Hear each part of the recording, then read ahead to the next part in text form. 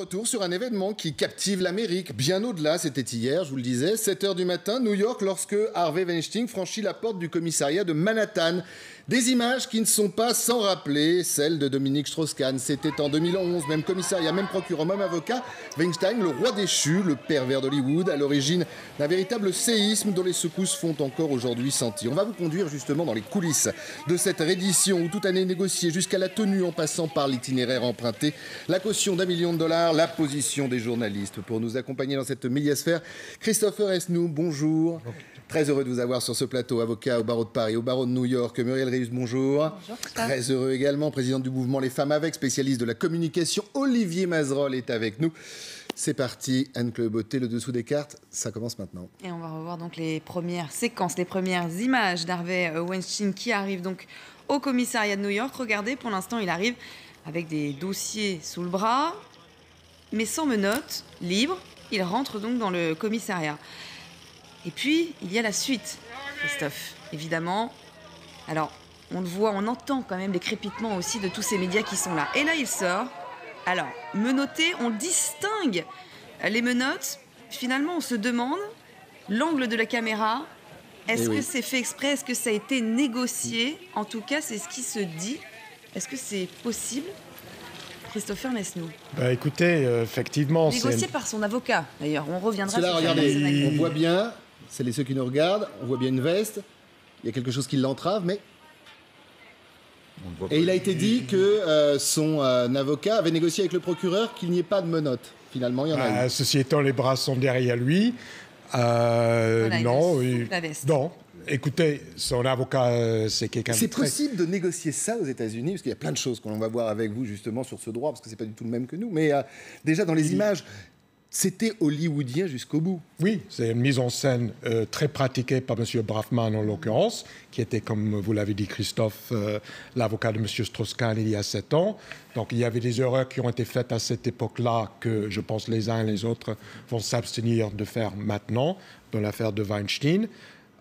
Tout se négocie avec le procureur, avec les journalistes, avec les cameramen et camerawomen. Donc, yes, tout se négocie, effectivement. C'est ce qui a été dit aussi, hein. Vous avez vu sur ces images 2 plans seulement des journalistes positionnés ou parqués pour éviter de voir ce qu'il ne fallait pas voir. Finalement, c'est ça. Surtout qu'on voit à la fin, il ramène ses mains dans ses poches, donc il n'y a pas de menottes. Hein. C'est la question. Si vous regardez, il a été dit que, effectivement, il a eu des menottes en sortant et qu'il n'en avait pas quand il est sorti du bureau du procureur. On en parlait justement, Christophe, vous le disiez, ce parallèle. On y pense forcément au parallèle avec Dominique Strauss-Kahn. 2 univers différents, certes, mondains en tout cas, même si différents. Et regardez, on revoit ces images de mai 2011. Les similitudes sont là, clairement. Non, pas les similitudes. Alors, Dominique Strauss-Kahn avait été arrêté. La tête de Dominique Strauss-Kahn et Weinstein, lui, sourit. Et alors, c'est peut-être ça qu'il faut analyser. En effet, quand il sort, il a un petit sourire. Harvey Weinstein. Il y a une différence quand même. Il y en a un qui s'est rendu, j'allais dire au commissariat, qui s'est rendu. D'abord au commissariat, sur le fond, oui. Et sur l'image, qui a été arrêté. Donc déjà, le sur la contexte séquence est différent. d'image. On a un avocat quand même qui est un avocat du showbiz. Hein, donc c'est un avocat qui a traité des affaires extrêmement médiatiques et rompu à tous ses codes depuis très longtemps. Donc je ne sais pas. Moi, je suis pas une spécialiste du droit américain. Est-ce qu'il a réussi à négocier ou pas négocier certaines choses? En tout cas, oui, il y a une similitude entre ces affaires. Ça c'est clair. Sur le à la fois scénario, sur le fond et sur la forme. Qui se dessine, c'est la chute rapide et inattendue d'un homme influent. On peut le voir dans un monde qui est quand même réputé macho, autant que ce soit la politique que le cinéma. Il y a eu cette omerta aussi tout autour. Finalement, c'est quoi? Ce sont 2 hommes qui avaient un statut, une image et une réputation aussi. Oui, et une chute dramatique aux yeux de l'opinion publique et filmée par tous les médias du monde. Rappelez-vous, il y a 7 ans, avec l'affaire de M. Strauss-Kahn, le Perp Walk, qui à l'époque avait tellement choqué les Français. Avec vous, on avait longuement discuté du Perp Walk. Et est-ce que ça remet en cause la présomption d'innocence si chère à la justice américaine? Menotté ou pas menotté, M. Weinstein, excusez-moi, c'est un Perp Walk. Oui, et justement, c'est-à-dire la justice américaine, on peut aimer, ne pas aimer, oblige les riches comme les pauvres de faire le Perp Walk. Mais c'est presque une manifestation initiatrice, finalement, qui montre à tous les citoyens américains que si on si on se met à l'écart de la loi, ne serait-ce qu'un instant, même si on est puissant, on va subir cette humiliation. Oui. C'est un rappel à la loi, finalement. C'est un rappel à la loi. c'est ça qui est intéressant. On a l'impression que ce jeu médiatique, l'ensemble de ces caméras, on a retrouvé des plans d'images entre 2011 avec Dominique Strauss-Kahn et hier, quasi identiques. On a l'impression que ce traitement médiatique, cette organisation médiatique où rien n'est laissé au hasard, ça commence déjà, il faut purger la faute. C'est ça, aux États-Unis ? Oui, il y a une humiliation publique faite autant aux riches qu'aux pauvres. En revanche, après, nous ne l'aurons pas. Il y aura une différenciation de la qualité de la représentation des avocats, parce que les pauvres n'auront pas accès à quelqu'un ayant les qualités de M. Braffman. L'avocat le plus cher des États-Unis. Oui, l'avocat le plus cher des à deux États-Unis, vitesses, mais pas aux images initiales. C'est exactement ça. Hein. Les puissants, eux, ont le droit... peuvent en tout cas se payer cet avocat, puisque c'est le point commun aussi entre Dominique Strauss-Kahn et Harvey Weinstein, c'est Benjamin Braffman. Vous êtes en train de le voir à l'écran. On l'a dit, l'un des avocats les plus célèbres des États-Unis. Et les plus chers. Et il sait déjà ce qu'il plaidera. Écoutez. Monsieur Weinstein va plaider non coupable. Nous allons demander au juge un non-lieu rapide. Nous pensons que ces accusations ne sont pas constitutionnelles, qu'elles ne sont pas basées sur des faits et des preuves. Et nous pensons qu'à la fin, M. Weinstein sera exonéré. Et il va même encore plus loin. Voilà comment il compte s'y prendre. Monsieur Weinstein a toujours affirmé que toutes les relations dans lesquelles il s'est engagé étaient consenties. Je peux vous dire que les femmes qui portent ces accusations, si elles sont soumises à un contre-interrogatoire, si jamais la procédure va aussi loin, eh bien, les charges ne convaincront pas un jury de 12 personnes. Mais bien sûr, il nous faudra un jury impartial et ce ne sera pas simple compte tenu du climat qui entoure cette affaire. Alors là, on va s'arrêter parce que ça paraît extraordinaire. Il y a un duo, d'ailleurs, que vous allez certainement pouvoir faire sur ce plateau. Non coupable, ça paraît incroyable. Et puis de dire que les femmes ont peut-être menti d'ores et déjà à la sortie du tribunal, ça paraît dingue aussi dans le droit français, dans ce que l'on connaît aujourd'hui, nous, de la justice. Stratégie du déni. La justice américaine vous plaide non coupable parce que le charge de la preuve appartient au procureur. C'est-à-dire que c'est à lui... Au fameux M. Vance, qu'on retrouve aussi. Oui, non seulement le même avocat, le même procureur. Alors, effectivement, M. Weinstein a tout intérêt à dire « je ne suis pas coupable ». Si vous pensez le contraire, allez le démontrer. Et c'est là où ce procès, si jamais on a un procès, ce qui n'est pas garanti, si Pourquoi ? jamais... il y a le fameux plaider coupable. Et dans ce cas-là... Ça, c'est une possibilité où Weinstein dit « OK, coupable ». Et ils négocient, pour reprendre votre question de tout à l'heure, ils vont négocier une peine prison, certainement, vu le climat actuel aux États-Unis, peine allégée, et argent.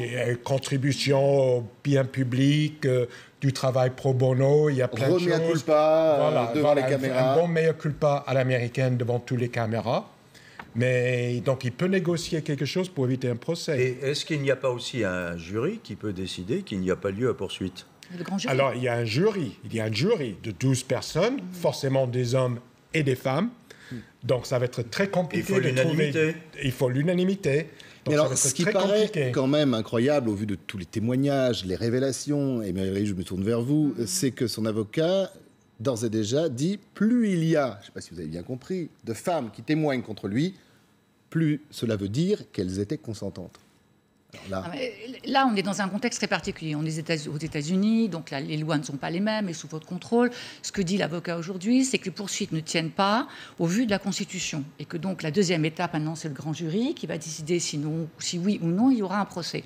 Ça, c'est le droit américain. Donc on ne peut pas... voilà, ça fonctionne comme ça. Il y a le droit et il y a le reste. Après, il y a le droit et il y a le reste. Ce qu'on peut dire quand même au préalable de tout ce qu'on va dire sur ce plateau, c'est qu'il est inacceptable, aujourd'hui comme dans le passé, et ça sera sûrement plus le cas dans le futur, qu'un individu, quel qu'il soit d'ailleurs, un homme ou une femme, abuse de sa position dominante, de pouvoir, de richesse, d'autorité, de hiérarchie, pour contraindre quelqu'un, pour abuser quelqu'un, que ce soit une femme, un homme, parce que bon, ça arrive beaucoup moins, mais ça pourrait arriver, il y a des cas, ou un enfant. Donc déjà, on est dans ce contexte-là, et ça, on ne peut pas ne pas le dire aujourd'hui, cette position de pouvoir qu'il a eu durant toutes les années. Braffman ne serait pas entendable en France ou en Europe. Je vois bien que les gens qui nous regardent le comprennent. C'est-à-dire que toutes ces victimes, plus il y a de victimes, plus il est innocent quelque part. Non, mais c'est pas entendable. Il y a plus de 100 femmes qui ont émis, qui n'ont pas porté plainte. C'est là où le bas blesse.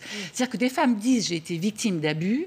Certaines disent même il m'a violée quand j'avais 19 ans et ensuite j'ai eu 8 ans de relations non consenties avec lui. Donc là, on peut quand même s'interroger. Moi, en tant que femme, je m'interroge sur une femme qui dit j'ai eu 8 ans de relations non consenties avec un homme. Je veux dire, j'ai juste envie de dire wake up à un moment donné. Hein, voilà. Donc, mais toutes ces femmes n'ont pas porté plainte. Et donc, Braffman joue là-dessus.